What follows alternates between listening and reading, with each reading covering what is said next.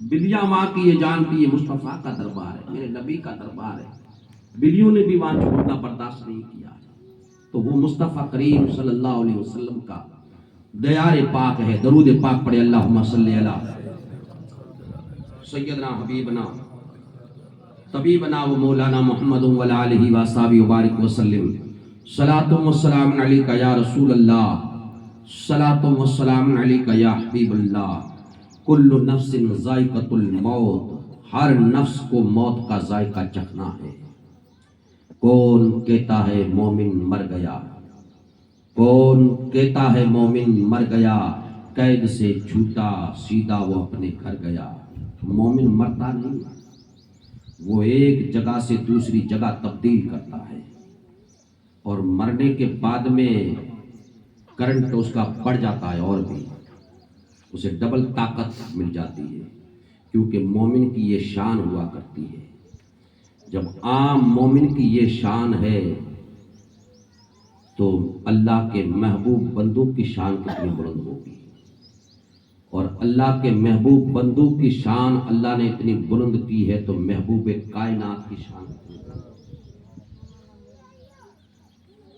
کہتے ہیں مر کر کے مٹی میں مل گئے، توبہ نعوذ باللہ من ذالک۔ ارے نادانو، نبیوں کے اجسام کو زمین کے اوپر کھانا اللہ نے حرام کر دیا ہے، اس لیے نبی اپنی قبروں میں زندہ ہے۔ یہ ہم سنیوں کا عقیدہ ہے، اور انشاءاللہ یہی عقیدے پہ جیو گے تو آخرت میں جب پل صراط پہ گزر ہوگا اور وہاں صلی اللہ کی صدا ہوگی اور محبوب خدا کی ہم پر شفاعت واجب ہو جائے گی۔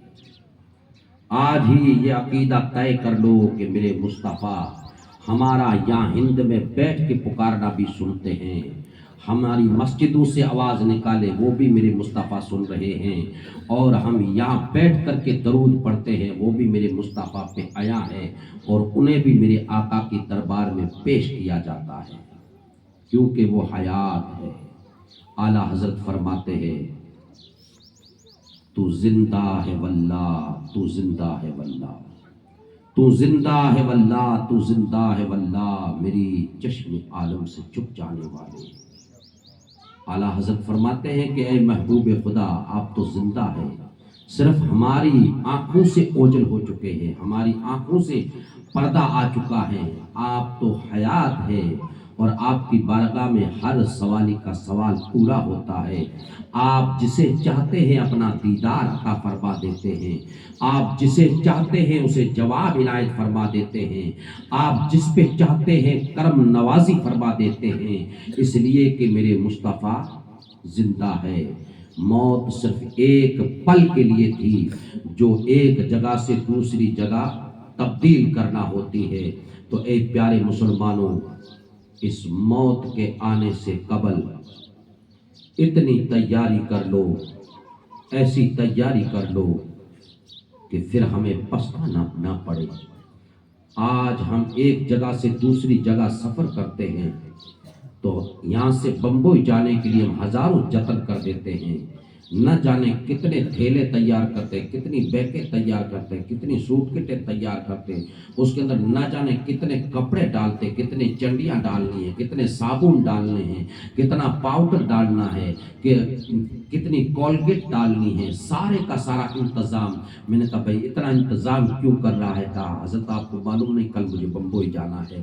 اچھا بمبئی جانے کے کتنا دن رکو؟ کہا 10 12 دن 15 دن۔ اتنے سفر کے لیے تم اتنا سارا جتن کر رہے ہو؟ کہا ہاں جانے یار سفر میں بہت ضروری ہے، کچھ دوائیاں بھی ساتھ میں لے لیتے، کوئی سر درد کی گولی لیتا ہے تو کوئی گیس کی ایسیڈیٹی کی گولی ساتھ میں ڈالتا ہے۔ میں نے کہا کیا کر رہا ہے؟ کہا سفر کا معاملہ ہے، اس لیے یہ تیاری کرنی پڑتی ہے۔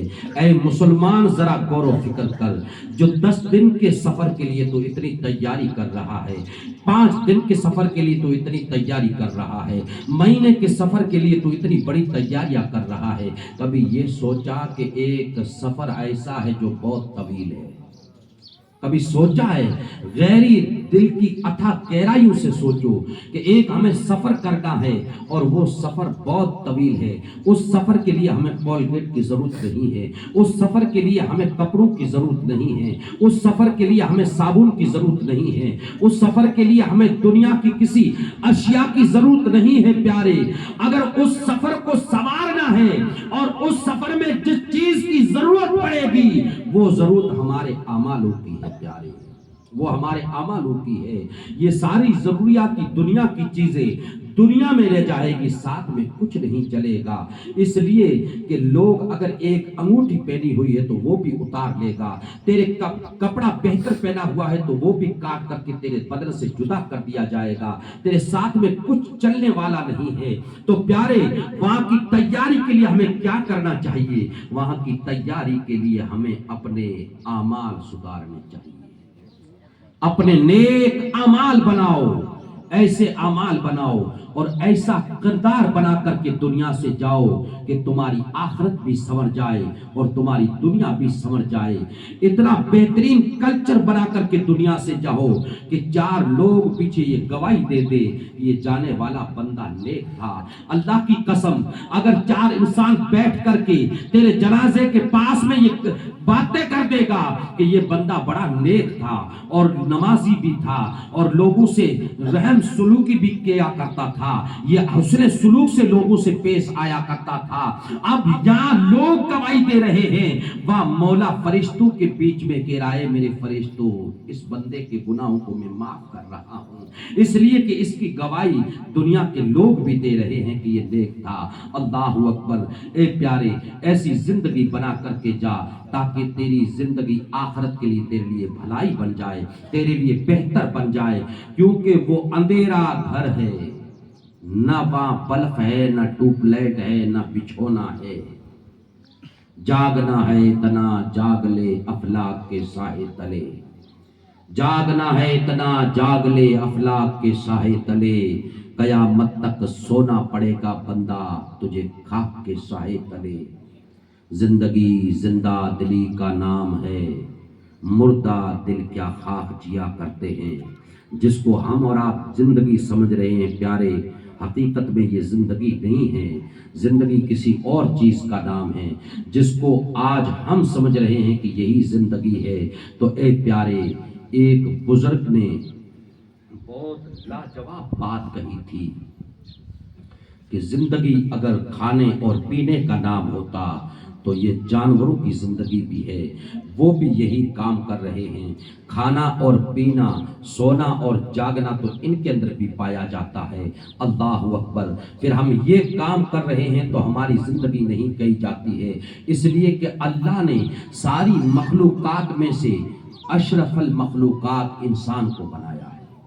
کس کو بنایا ہے؟ بات سمجھ میں آ رہی ہے نا؟ زیادہ بور تو نہیں ہو رہے ہو؟ نہیں تو پھر باپو کو ٹائم دے دو, بور ہو رہے ہو تو.